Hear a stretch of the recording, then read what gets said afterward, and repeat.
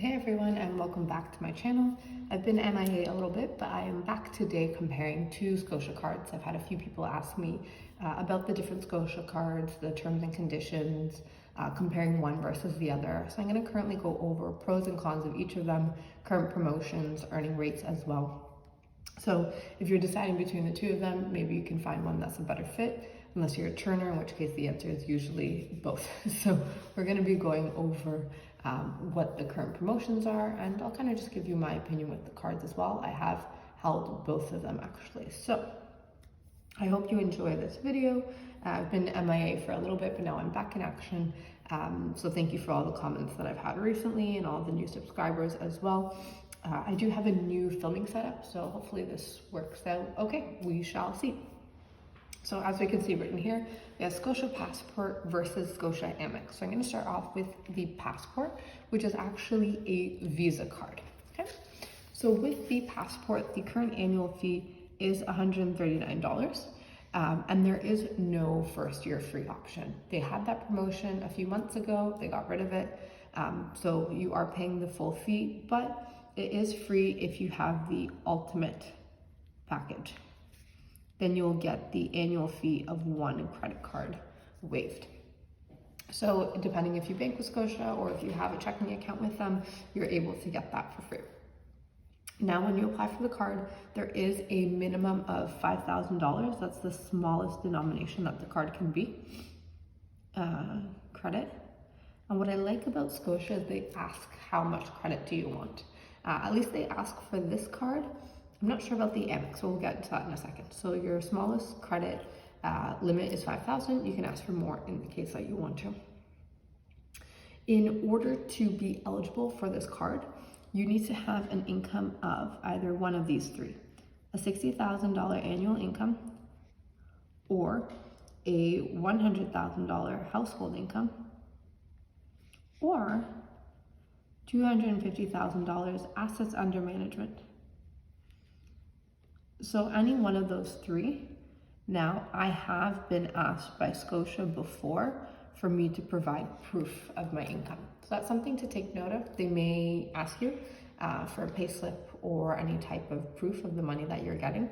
So do keep that in mind, because, you know, if you are a little bit more liberal with the numbers than you should be, they might ask you for verification. That's always a risk with really any credit card company that you apply for. But what I find really interesting is that they have this third option, which seems to be a newer idea or a newer concept, which is not only your personal income, your household income, but also assets under management. Now with the card as well, there is no FX, no foreign exchange. There are actually very few cards in Canada that have no foreign exchange on them. The Scotia cards, both of them have that, which I think is a great plus, makes the card a little bit more attractive. Most other credit card companies charge about 2.5%. There are some other ones. I know HSBC has no FX on it, and I think there's a Brim MasterCard as well. So you have a few options, but you are quite limited. You also get, you get 6 lounge passes with the card. So depending how often you travel, you can be useful. If you have, let's say, the platinum card, for example, which is unlimited, not as useful anymore. you can't get anything else from that in this case. With the current promotion, it is currently up to July 4th is the current promotion. And here you're able to get up to 35,000 points. Now this is split up into 2 different transactions, which is you get 25,000 points if you spend $1,000 in 3 months, which is definitely doable. It's kind of on par with a lot of other credit card companies. And then this I find to be astronomical. You will get another 10,000 points if you spend $40,000 in 1 year. So that is a huge spend in order to get very little bonus points. So if you're a churner, it's probably not worth it for most people. A really big spend, I would assume, or at least for me personally, just the first one is the one that would really be attractive, or the one that I'd be getting.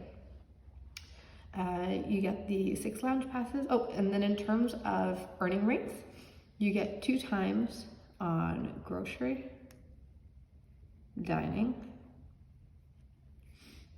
transit and entertainment,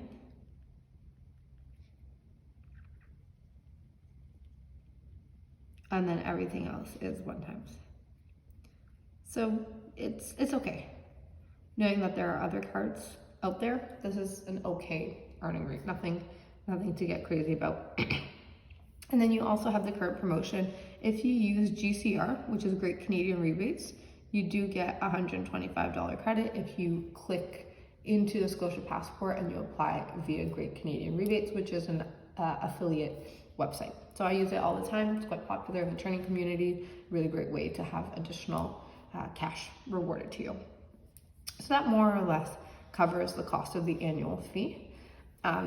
In terms of the card itself, I really think that the most beneficial aspect of it is the fact that there's no foreign exchange, just because there's so few cards that offer it. So now I'm going to compare it to the Scotia AMEX. We'll go over the different pros and cons of them, and then I can kind of just give my final thoughts about one versus the other. But so far, the Scotia Passport is an okay card. I think nothing to write home about. But something that I do like about Scotia is their point system, assuming they don't have any problems with it, because I'm waiting for over 6 months for some missing points. Their point system, I quite like how you can use it. You can either book directly or you can apply points to travel. So if you book a flight on another website, you can then apply the points, which I quite like. And technically within the terms and conditions, it does say that if you've held any Scotia credit card within the last 2 years, you're not eligible for the any welcome bonus points. I can personally vouch that I have received it. I've held multiple cards within 2 years and received all of the bonus points, but just take that into consideration, because in the case that you don't get it, you really don't have any argument because it is in their terms and conditions. But assuming you do have 2 different cards, you can actually combine the points together. So let's say, for example, you have $300 worth of points on one card and $300 worth of points on the other card. You can actually call in and combine the points. So you have $600 worth of points that you have on one file, and then you can use that for whatever it may be. In my case, I've actually used it for an Airbnb, so I was able to get quite a hefty chunk of that price down. So that's one of the reasons that I actually like the Scotia cards as well. Now, with the Scotia AMEX, that's the next one that we're going to get into. Quite like this card, and we're going to go over the pros and cons. So starting off with the annual fee. The annual fee is a touch lower. It is $120. But just like before, you do get it free if you have the ultimate package.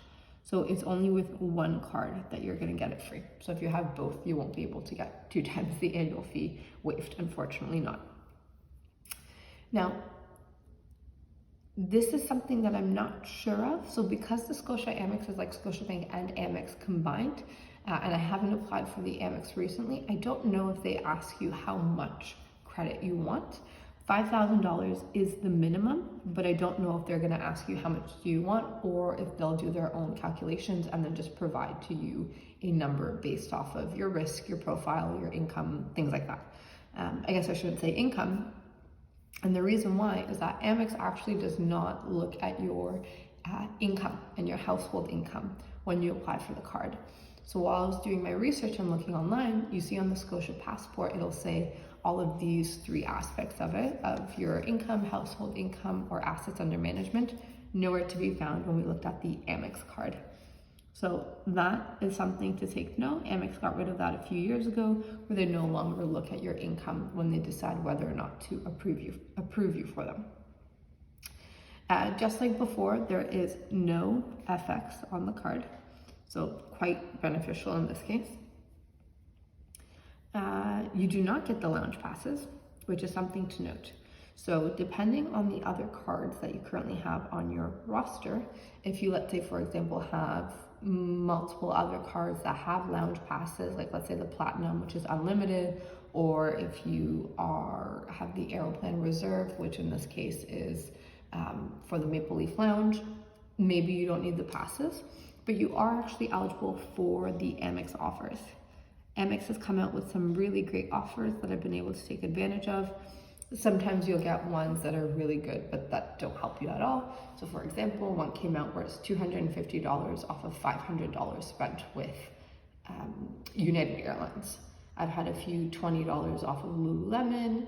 There's some where it's, if you use your card via tap, you get $5 off or so. There's ones from really small companies. There's ones from big corporations. I think there's Hugo Boss, Columbia as well. Tons of different offers. They can be really hit or miss as well, depending on if they suit your needs and what it is that you're looking for. That's to take note. So you get the Amex offers, but no lounge passes. This current offer is currently available up to July 4th as well. So you don't know if it's going to go up or down. Hopefully it goes up, depending. And in this case, you are able to earn up to 45,000 points. Okay. And the way that this is split up is much easier than before. So you get 25,000 points if you spend 1K in 3 months. So the same as the passport, but now you get an additional 20,000 points if you spend $7,500 in 1 year. So much more attainable, depending again on you and your needs and your churning. This might be worth it to do another 7.5K. Now, in terms of the earnings rate, significantly better with the Amex. So here you get 2 times the points when we look at grocery, dining, transit, entertainment. Here you get 5 times the point on not all of them, but you have it on grocery and dining. Then spelling it wrong, dining. Subscriptions, movies, and tickets. So I guess you could say entertainment more or less. Here they have it as entertainment, here they have it as movies and tickets. Then you get 3 times the points on gas, transit, and streaming services. So things like Netflix, for example, or Disney Plus, HBO, ones like that. There's a lot of streaming services now. And then it's 1 times the point on everything else. So truly, really much better earning rates, very on par and online with the Amex Cobalt card. So very similar to that. And then just like before, you do have the Great Canadian rebates, $125 off as well. So we have a lot of similarities, a little bit more limitations in terms of income and household income if you want to get the passport. Not as many limitations with the Amex. Better earning rates with the Amex as well. Neither of them have foreign exchange rates with them. What else do we have? You can get the Great Canadian rebate with both of them. You can also get the annual fee waive with both of them. Passport has lounge passes. Amex has the Amex offers, and neither of them have any foreign exchange rate. So when you're debating one versus the other, which one would be better? Amex right off the bat would be much better personally because of their earnings rate and as well the ease to get the full bonus points. However, if you are using it as your primary card, especially when traveling, because there's no FX, do be wary because Amex is not accepted everywhere in Canada as is, so it's definitely not going to be accepted everywhere around the world as well. So do take that into consideration. Personally, I like the Amex more than I like the passport, but lots of great options that you can use one or the other. Let me know your thoughts if you think there is something missing or something else that I can add in, maybe that would change people's opinions with it. Do you have one card or the other card? Or do you have any other ideas for different videos that I can post as well? So with that, I hope that you enjoyed this video. I hope to see you sometime soon. And thanks for sticking around. Bye everyone.